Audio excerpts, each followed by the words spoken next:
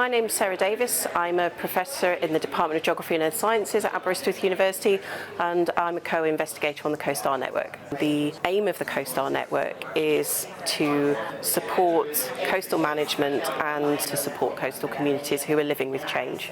One thing that we wanted to do right at the start of the network was to bring people together to think about their project and think about how they could use these dialogic approaches.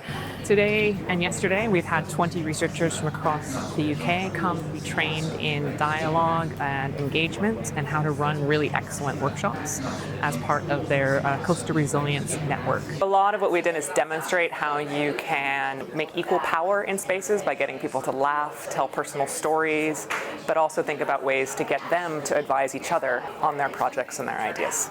As part of our future Old College project, the Dialogue Center will offer residency trainings. So this is one of our first pilots of such a program. So not only do the researchers do a full day of intensive workshops, but we also sent them on a nature walk and a sensory walk to take advantage of our location.